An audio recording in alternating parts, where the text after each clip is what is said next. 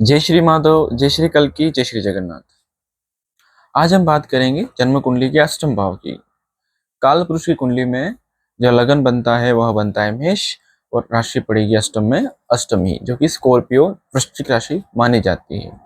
और ठीक है, उसके स्वामी है मंगल, और उसके उप स्वामी बनते हैं केतु महाराज। ठीक है, केतु अध्यात्म के प्रतीक है, केतु मुक्ति के प्रतीक है, लिबरेशन की बात करते हैं। और जो मंगल है वह एक्शन है।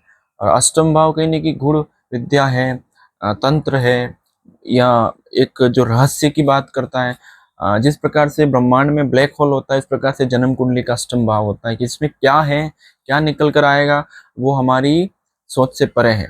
इसमें वो भी निकल के आ सकता है जो लाइक खजाना बोल दो आप, या फिर उसमें जहर भी हो सकता है, कुछ भी हो सकता है। Depends upon your Karma, depends upon your mindset कि आप अष्टम भाव से लिंक होते हो तो किस प्रकार के माइंडसेट से, किस प्रकार की एक्टिविटी को लेकर जा रहे हो। एक पॉर्न स्टार को भी वहां से देख सकते हैं, एक बहुत बड़े योगी को भी वहां से देख सकते हैं जो समाधि में है, बहुत बड़ा ज्योतिषी भी वहां से देखा जाता है। तो अष्टम भाव खजाना भी है, अष्टम भाव बहुत कुछ है, अष्टम भाव हमारी आयु है। तो आज हम बात करेंगे आयु के विषय में। एक बहुत बड़ा मिथ है कि अगर आपकी कुंडली का अष्टम भाव या अष्टमेश कमजोर अवस्था में है तो आपकी आयु कम हो जाती है। ऐसा नहीं है। अगर आपका अष्टमेश कमजोर है तो अष्टम में बैठा हुआ ग्रह अगर बलवान हो जाता है तो उससे भी आपकी आयु वृद्धि हो जाती है। ठीक है, और अष्टम का जो अष्टम बनता है वो हमारा तीसरा भाव, यानी कि हमारा पराक्रम भाव। आयु की जो आयु है वह तीसरा भाव है। अगर वह बलवान है तो वो भी हमारे आयु में वृद्धि करता हुआ दिखाई देता है। और उसकी पराक्रम की भी जो आयु बनती है वह बनती है हमारा 10वां भाव, यानी कि हमारा कर्म। जरा सोचिए, अगर किसी व्यक्ति का कर्म अभी मतलब बचा हुआ है, उसको और करना बाकी है, तो वो क्या चला जाएगा? बिना शरीर के, बिना देह के वो कैसे कर्म कर सकता है? नहीं कर सकता है ना। तो कर्म करने के लिए देह की आवश्यकता है, और उस देह में आत्मा के रहने की आवश्यकता है। तो जब तक कर्म बचे हुए हैं तब तक उसे कोई नहीं ले जा सकता इस संसार से, इस शरीर से उसको कोई मुक्त नहीं कर सकता। मतलब वो भी हमारी आयु के एक बचाव की बात करता है। मतलब कि आप किसी की आयु देखने के लिए केवल उसका अष्टम भाव ना देखे, उसके अष्टमेश की स्थिति को ना देखे, अष्टम में कौन ग्रह बैठा हुआ देखे, पराक्रम भाव को देखे, पराक्रमेश की स्थिति को देखे, पराक्रम में कौन बैठा उसको देखे, इन भावों पर दृष्टि किसकी देखे, दशम भाव को कौन देख रहा है, दशम भाव में कौन बैठा हुआ है, किस प्रकार की दशमेश की स्थिति है, उसको भी जानना आवश्यक है। और दशमेश की जो आयु देखी जाएगी वह देखी जाएगी पंचम मेष से, यानी कि हमारे पूर्व जन्म के पुण्य कर्मों से, कि आपने पूर्व जन्म में क्या पुण्य कर्म करें। वो पूर्व जन्म के पुण्य कर्म हमारे इस वर्तमान जन्म में, कि हमारे करियर, हमारे प्रोफेशन की वो भी स्टेबिलिटी प्रदान करते हैं। अगर आप पूर्व जन्म में अच्छे कर्म करके आए हो तो आपको एक अच्छा मान सम्मान, एक अच्छा कर्म क्षेत्र, करियर जिसे हम इंग्लिश में बोलते हैं प्रोफेशन जो होता है, व्यवसाय हमारा, वो बड़ा ही अच्छा मिलेगा हमें बाय बर्थ। पुण्य कर्मों की वजह से हमारी आयु लंबी होगी, हम अच्छे कर्मों में तल्लीन हो पाएंगे। तो वो हमारा पुण्य कर्म, हमारा पंचम भाव, हमारी बुद्धि, ठीक है, उससे देखा जाता है। पंचम भाव आनंद भी है। पंचम भाव मंत्र की शक्ति को भी बताता है कि कोई व्यक्ति, और भक्ति को भी, कोई व्यक्ति भक्तिवान कितना है, कितना भगवान का भक्त हो सकता है, वो भी पंचम भाव से पता लगता है। और कोई व्यक्ति दुर्बुद्धि का प्रयोग करने वाला है, या फिर दुर्मति है, या फिर वो दुष्ट प्रवृत्ति का है, या फिर वो नाश की ओर जाने वाला है, या फिर किसी नशे में आसक्त हो सकता है, वो उसकी कुंडली के चौथे भाव और पंचम भाव से पता लगता है। पंचम की जो आयु बनती है वह बनती है हमारा 12वां भाव, 12th house. 12th house is what? 12th house बात करता है दान की, पुण्य की, समर्पण की, त्याग की, भक्ति की। 12वें भाव को जो ग्रह एज जो 12वें भाव की ऊर्जा है उस अनुसार अगर कोई ग्रह उसको रूल करता हुआ दिखाई देता है तो वह है केतु महाराज।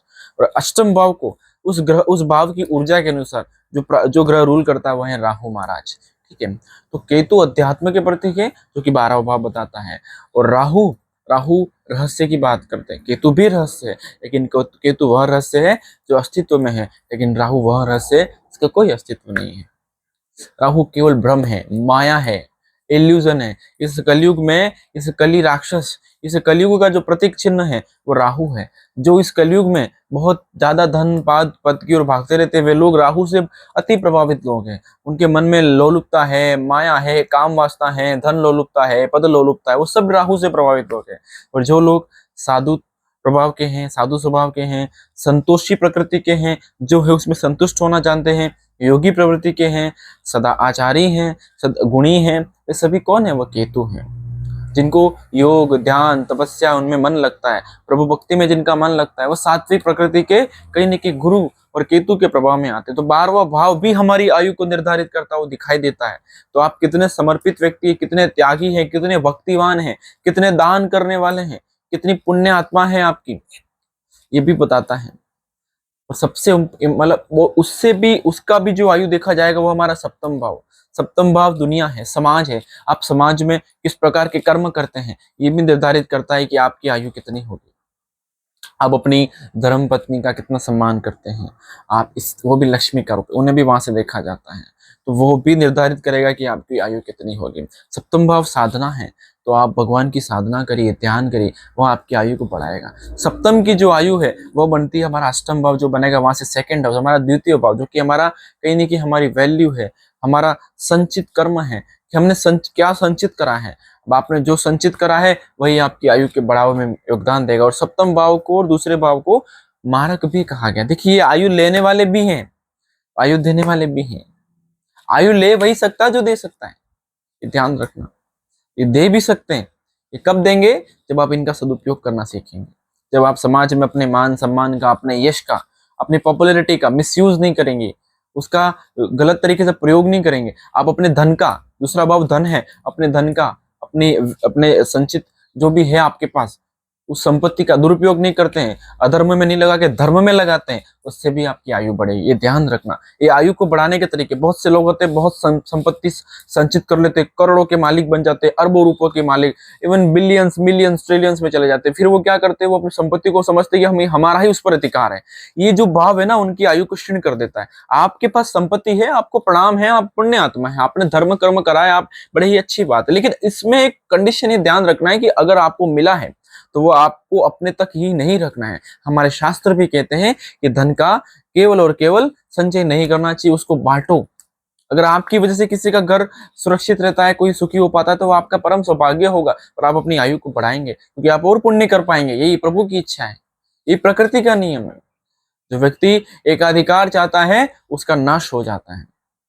इसे दान करना सीखिए, चोरी नहीं करनी है, संचय ही नहीं करते जाना है। ठीक है, ये समझने की आवश्यकता है जो मैं कहना चाह रहा हूँ। आप समझ रहे होंगे, मुझे पता है। अपने मान सम्मान धन को केवल संचित करना मत सीखिए, दान करना सीखिए। केवल संचित करने से ही वो कहीं न कहीं आपकी आयु को क्षीण करेंगे। उसकी जो आयु बनती है वह बनती है हमारा भाग्य। धन की, हमारे संचित की आयु बनती है हमारा भाग्य।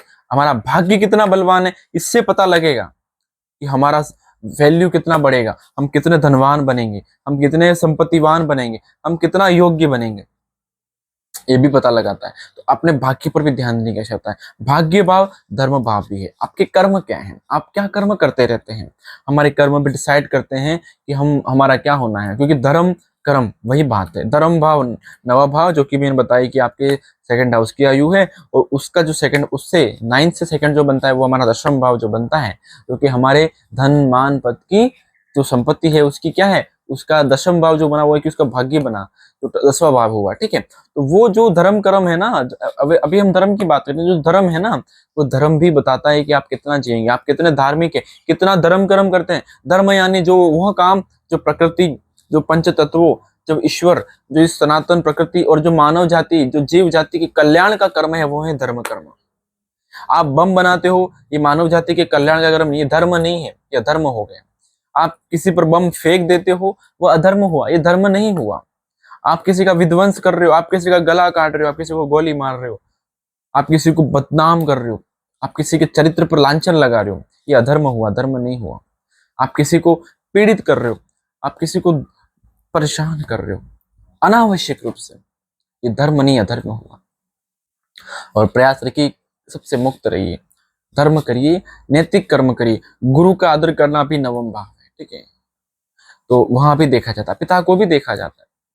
ठीक है, कि आपके पिता कितने सद्गुणी होंगे वो आपका भाग्य बताएगा, धर्म बताएगा। आपके गुरु कितने अच्छे मिलेंगे वो आपका भाग्य बताएगा। आप कितने धनवान बनेंगे वो आपका भाग्य बताएगा। ध्यान रखो, आप कितने सुख से जी पाएंगे आपका भाग्य बताएगा। कितनी जल्दी तरक्की करेंगे आपका भाग्य बताएगा। भाग्य का बड़ा महत्व है। भाग्य से ही नवमांश कुंडली बनती है, D9 चार्ट, क्योंकि आपको आपके हर ग्रह की शक्ति के बारे में बताती है। उस पर भी बात करी जाएगी। आगे हम बात करेंगे हमारे भाग्य की आयु क्या है।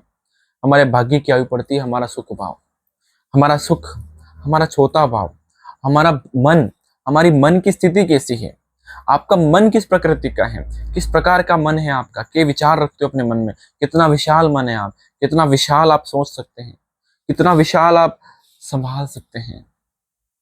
आपका मन माता है, वहां पे नर्चरिंग है, केयरिंग है, आप कितने सेंसिटिव हैं, कितने इमोशनल है, और कितना दूसरों के इमोशंस का, दूसरों की भावनाओं का कद्र करते हैं। किसी की भावनाओं को ठेस पहुंचाना भी आपकी आयु को क्षीण करेगा। तो दूसरों को पीड़ा देता है, उसको पीड़ा प्रकृति देती है। तो छोटा भाव ही चीज बताता है। छोटा भाव चंद्रमा का है, और वो हमारे कर्म के सामने है, कि हमारे कर्म की समाज पर क्या प्रभाव पड़ रहा है वो भी देखा जाता है वहां से। ठीक है, और भी आप जानिए छोटे भाव की आयु क्या है, वो हमारा 11th हाउस। 11th हाउस हमारा वातावरण है, आप किस प्रकार के लोगों के बीच में रहते हो ये भी आपकी आयु निर्धारित करता है। किस प्रकार की कंपनी में आप रहते हैं, कैसे फ्रेंड्स हैं आपके, कैसे मित्र हैं, कैसे लोगों से आप संबंध बनाते हैं, आपके बड़े भाई से आप कैसा बिहेव करते हैं, आपके बड़े भाई कैसे होंगे वो भी वहां से पता लगता है। आपके अग्रज बड़े भाई या बड़ी जो बहन होंगे आपके, वो कैसे होंगे पता लगता है। तो 11th हाउस भी बताता है आप कितने त्यागी हैं। त्याग 12वां भाव है, लेकिन इच्छा 11वां भाव है। आप किस प्रकार की इच्छा करते हैं। कोई इच्छा कर रहा है कि उसका नाश हो जाए, आपने अपनी आयु क्षीण कर दी वहां से। कोई बोल रहा है ये बदनाम हो जाए, आपने अपनी आयु क्षीण कर दी वहां से। आपकी इच्छा करना भी आपकी आयु निर्धारित करता है, ये ध्यान रखिएगा सूक्ष्म रूप से। आपकी इच्छा की आयु क्या है, आपकी इच्छा की आयु है आपका नित्य कर्म। आप नित्य किस प्रकार के कर्म करते हैं, वहां से छठा भाव पड़ेगा 11th हाउस से। वो आपकी नित्य कर्म निर्धारित करेंगे आप किस प्रकार की, मतलब आपकी आयु किस प्रकार की होनी है। सुबह कितने बजे आप उठते हैं, कितने बजे आप सोते हैं, इस बीच में क्या कर्म करते रहते हैं आप। आपका डेली का रूटीन आपकी आयु को निर्धारित करता है कि आपकी आयु बढ़ने वाली है कि आपकी आयु घटने वाली है। ये ध्यान रखिए। सेवा, छठा भाव सेवा है, सेवा भावी बनिए। छठा भाव वह लोग हैं जो निम्न श्रेणी के हैं, जो गरीब हैं, जो दुखी हैं, नौकर आ गए, सेवक आ गए, उनका भी है। तो उनके प्रति आपका क्या बिहेवियर है। उससे जो 8वां भाव बनेगा, वह बनेगा हमारा स्वयं का लग्न। आप स्वयं के प्रति कितने कृतज्ञ हैं, आप स्वयं के प्रति कितने सचेत हैं, आपको पता है आपका जन्म क्यों हुआ है, आप किस कर्म को करने के लिए आए हैं। वो हमारा लग्न, हम किस प्रकार का बिहेवियर हमारा है, किस प्रकार के कर्म हम करते रहते हैं, ये भी डिसाइड करता है कि हमारी आयु कितनी होगी। तो आयु, अब वहां से जो अष्टम भाव बना वो वापस आ गया हमारा अष्टम भाव। देखिए हम घूम घुमा के वापस अष्टम पर आ गए। तो उस लग्न की जो हमारे स्वयं की जो आयु है वह अष्टम भाव है। अष्टम भाव गुड रहस्य है। तो आप अपने भीतर क्या रहस्य लेके घूमते हैं, किस प्रकार का भीतर का आपका षड्यंत्र चलता है, पॉजिटिव या नेगेटिव, किस प्रकार से आप लिंक है, वो चीजें भी निर्धारित करती है। ठीक है, मैं अपने शब्दों को यही विराम दूंगा।